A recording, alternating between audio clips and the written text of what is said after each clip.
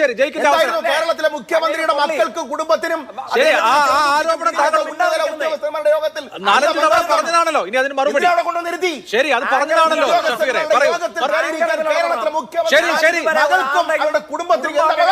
Case കൊടുക്കണം mister, എന്നിട്ട് വധശിക്ഷയ്ക്ക് തൂക്കുകയർ വാദിച്ചു കൊടുക്കണം. അല്ലാതെ ഒരു ഫ്ലോറിൽ വന്നിരുന്നിട്ട് അവസരം ലഭിക്കുമ്പോ നട്ടാക്കുരുക്കാത്ത നുണയും വായിൽ കിടക്കുന്ന നാക്കിന് ലൈസൻസ് ഇല്ല എന്നുള്ളത് കൊണ്ട് എന്ത് വൃത്തികേടും പറയാമെന്ന് അങ്ങ് കരുതരുത്.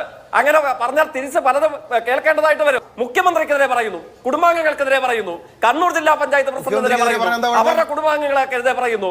എന്ത് മര്യാദകളും വിളിച്ചു പറയാന്നാണ് അങ്ങ് മനസ്സിലാക്കേണ്ടത്. ഭാര്യയെയും മകളെയും ചെറുകുട്ടിയെയും കൊണ്ടുവന്നിരുത്തിയ പിണറായി വിജയനോട് പറഞ്ഞാൽ മതി കേട്ടോ, ഞങ്ങളോട് വേണ്ട. താങ്കൾ ഉന്നയിച്ച വിഷയത്തിന് ചോദ്യങ്ങൾ ഉണ്ടാവും. മറുപടി കേൾക്കൂ പ്ലീസ്. പറയൂ, മറുപടി പറയൂ. ഞാൻ പറഞ്ഞല്ലോ, ഭീഷണിയും വേണ്ട. ഇത്രമേൽ സംസ്കാര സമ്പന്നരായ, ഇത്രയും വലിയ പാണ്ഡിത്യവും അറിവും സംവാദന മികവുമുള്ള കോൺഗ്രസ് പ്രതിനിധിയെ പോലെ ഒരാൾ വരുമ്പോ അങ്ങ് ദയവ് ചെയ്ത് ഇനി അങ്ങോട്ടുള്ള സംവാദത്തിൽ എന്നെ അങ്ങ് ഒഴിവാക്കിയേക്കണം. കാരണം അദ്ദേഹത്തോട് സംവദിക്കാനുള്ള കരുത്തില്ല. ഞാൻ അദ്ദേഹത്തിന്റെ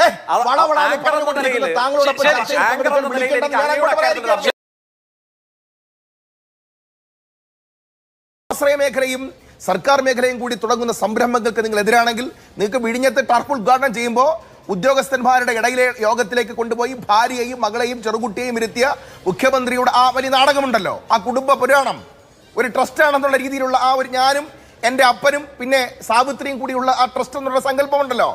വിഴിഞ്ഞത്ത് ടർഫ് ഉദ്ഘാടനത്തിന്റെ തലേ ദിവസം 12-ൽ പരം വരുന്ന IAS ഉദ്യോഗസ്ഥന്മാരുടെ ഉന്നതല യോഗത്തിലേക്ക് ഭാര്യയെയും മകളെയും ചെറുകുട്ടിയെയും കൊണ്ടുവന്നിരുത്തിയ പിണറായി വിജയനോട് പറഞ്ഞാൽ മതി കേട്ടോ, ഞങ്ങളോട് വേണ്ട. സാധാരണഗതിയിൽ നസ്രയത്തിൽ നിന്ന് നന്മ പ്രതീക്ഷിക്കണോ എന്നുള്ളൊരു വാക്യമുണ്ട്. ആ വാക്യം സ്വാഭാവികമായി ഞാനിവിടെ ഓർത്തു. കാരണം എപ്പോഴൊക്കെ രാഷ്ട്രീയം ചർച്ച ചെയ്യുന്നുണ്ടോ അപ്പോഴൊക്കെ രാഷ്ട്രീയ പ്രവർത്തകരായിട്ടുള്ളവരുടെ കുടുംബാംഗങ്ങളെ സംബന്ധിച്ച്, ജീവിത പങ്കാളികളെ സംബന്ധിച്ച്, മാതാപിതാക്കളെ സംബന്ധിച്ച് നട്ടാൽ കുരുക്കാത്ത അപഹാസ്യമായ പരാമർശങ്ങളും നുണകളും പറഞ്ഞുകൊണ്ടാണോ നമ്മൾ രാഷ്ട്രീയത്തിൽ സംവദിക്കേണ്ടത്? ഞാൻ സത്യസന്ധമായി എത്ര പേരെ തിരിച്ചു വേണമെങ്കിൽ എനിക്ക് അതേ മാനദണ്ഡമായി സ്വീകരിച്ചാൽ എത്ര ആളുകളെ കുറിച്ച് എനിക്ക് പറയാം, എത്ര ആളുകളെ കുറിച്ച് എത്രയോ മര്യാദരഹിതമായ നിലയിലാണ് ഇടപെടുന്നത്. ഒരു ചർച്ചയിൽ എങ്ങനെ ഒരാൾ ഇടപെടാൻ പാടില്ല, ഒരു ചർച്ചയിൽ ഒരാൾ എന്താകാൻ പാടില്ല, ഒരു സംവാദത്തിൽ എങ്ങനെ ഇടപെടാൻ പാടില്ല എന്ന് ചോദിച്ചാൽ ദാ ഇങ്ങനെ എന്ന് ഞാൻ മറുപടി പറയും.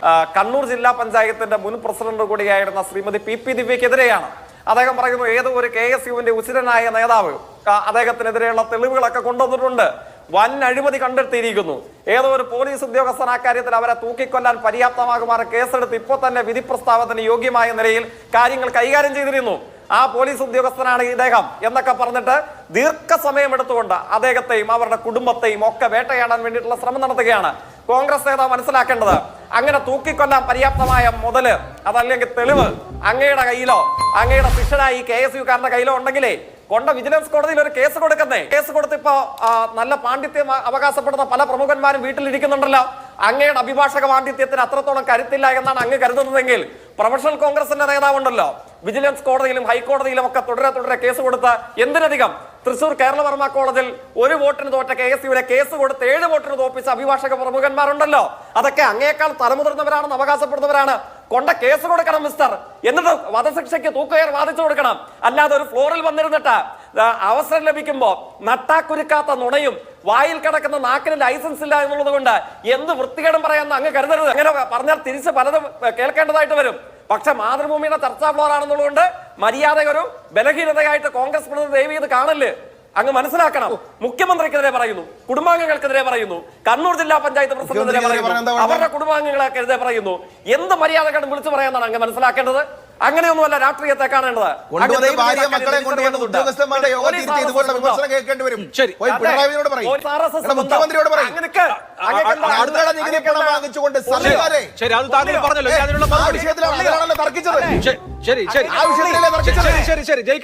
കേരളത്തിലെ മുഖ്യമന്ത്രിയുടെ മക്കൾക്കും കുടുംബത്തിനും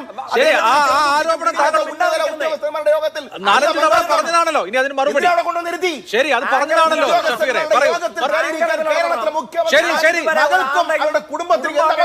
പറഞ്ഞതാണല്ലോ, താങ്കൾ പറഞ്ഞു. ഇനി അതിനുള്ള റെസ്പോൺസ് നികുതി കൊടുക്കുന്ന ഞങ്ങൾക്ക് ചോദ്യം ചോദിച്ചല്ലോ, ഒരുപാട് വട്ടം ചോദിച്ചല്ലോ. ഇനി അതിനുള്ള മറുപടി കേൾക്കും. മറുപടി പറയും. കേരളത്തിലെ മുഖ്യമന്ത്രിക്കും അദ്ദേഹം പങ്കെടുക്കുന്ന ഉന്നതല യോഗം ആ വിഷയം അദ്ദേഹം പറഞ്ഞല്ലോ, ഇനി അതിന് മറുപടി കേൾക്കൂ. ഇനി അതിനുള്ള മകളെയും കുട്ടിയെയും കൊണ്ടുവന്നിരുത്തി അവഹേളിക്കാൻ ശരി ശ്രീ ഷഫീർ താങ്കൾ നികുതി പണം ഉപയോഗിച്ചുകൊണ്ട് നടക്കുന്ന 12 തവണ പറഞ്ഞല്ലോ, അതിനുള്ള മറുപടി കൂടി പറയട്ടെ. ശരി, താങ്കൾ ഉന്നയിച്ച വിഷയത്തിന് ചോദ്യങ്ങൾ ഉണ്ടാവും. അപ്പുറത്തെ ഭാഗത്ത് ചോദ്യം മാത്രം ഉത്തരം വേണ്ടേ? സമയം കഴിയുമ്പോൾ യോഗത്തിൽ കൊണ്ടുവന്നിരുത്തിയാൽ ചോദ്യങ്ങൾ ഉണ്ടാവും. ആ ചോദ്യത്തിന് ഉത്തരം വേണ്ടേ ശ്രീ ഷഫീർ? അത് അല്ല, ഉത്തരം കേൾക്കൂ. ശരി, ജയിക്കിന്റെ മറുപടി കേൾക്കൂ പ്ലീസ്. പറയൂ, മറുപടി പറയൂ. ഞാൻ പറഞ്ഞല്ലോ, ഭീഷണിയും വേണ്ട. കോൺഗ്രസ് പ്രതിനിധി വിഷമിക്കണ്ടെന്നേ, ഒരു വിഷമമില്ല, തർക്കിച്ചു തന്നെ പോവാ. ഞാൻ പറഞ്ഞത് കേട്ട് അങ്ങ് പേടിച്ചോ? ആര് പേടിക്കുവാൻ? ഞാൻ പറഞ്ഞത് കേട്ട് അങ്ങ് പേടിച്ചോ? മുഖ്യമന്ത്രിക്കെതിരായിട്ടാണ് ഞങ്ങൾ തന്റെ ഇടമുണ്ടെങ്കിൽ മര്യാദയാണോ? മര്യാദയാണോ? നിങ്ങളുടെ ജില്ലാ പഞ്ചായത്ത് അല്ല ശ്രീ ഷഫീറിനെ അദ്ദേഹത്തിന്റെ മറുപടി കേൾക്കും, അതിനുശേഷം നമുക്ക് സംസാരിക്കാം. പറഞ്ഞുകൊണ്ട് ഭീഷണിയൊന്നും വേണ്ട. ശരി, ഇല്ല, ആരെയും ഭീഷണി ഒന്നും പെടുന്നില്ല. ശ്രീ ജയിക്ക്, താങ്കളുടെ സമയമാണ്, താങ്കളുടെ അവസരമാണ്, താങ്കളാണ് പറയേണ്ടത്. പറയൂ. ഇങ്ങനെ മര്യാദ കെട്ട നിലയിൽ ഒരു പാനലിസ്റ്റ് പെരുമാറിയാൽ എനിക്കെന്നല്ല ആർക്കും വാക്കുകൾ